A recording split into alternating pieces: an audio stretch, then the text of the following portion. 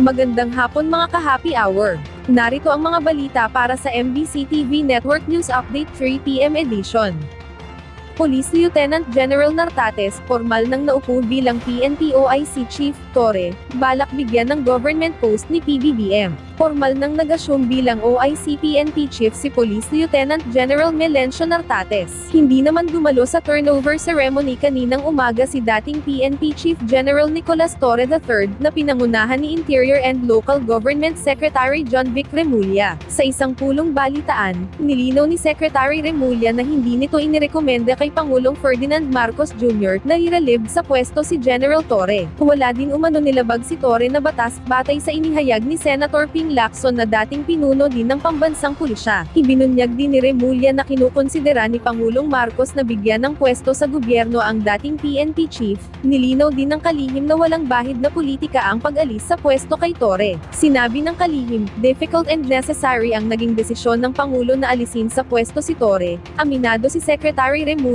na isa sa naging konsiderasyon ng Pangulo na alisin si Torre, ay ang hindi pagsunod ni Torre sa inilabas na resolution ng National Police Commission na i-recall ang ipinatupad nitong balasahan. Sa ngayon, may dalawang opsyon ang dating PNP Chief, ito ay mag-early retirement o manatili sa pwesto, habang ang 4-star rank ni General Torre ay tatalakayin ng NAPOLCOM. Batay sa batas, iisa lang sa PNP ang may 4-star rank at ito ay ang pinuno ng pambansang pulisya. Inihayag ni Remulla na 5 beses niya tinawagan si Torre kagabi, subalit hindi sinagot ni Torre ang kanyang tawag. Pagtiyak ng kalihim na duly informed si Torre hinggil sa naging desisyon ng Pangulo, samantala siniguro naman ni PNP OIC Chief PLT Gen Nartates na ipagpapatuloy nito ang mga magagandang proyekto at programa ng PNP.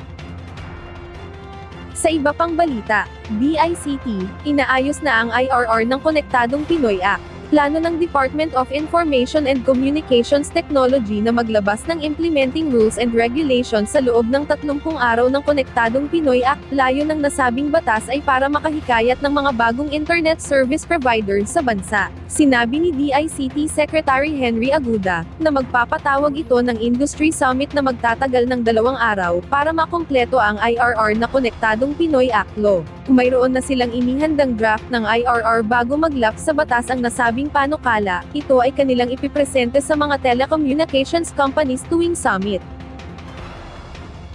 At yan ang mga balita para sa MBC TV Network News Update 3 PM edition.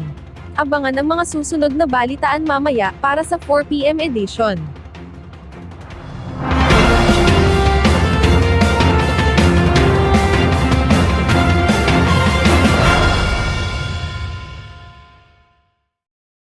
Mga ka-happy hour, kung gusto mong manood ang mga balita sa MBC TV Network News Update, mag-subscribe sa aming YouTube channel, i-like ang aming Facebook page, at i-follow sa aming TikTok account.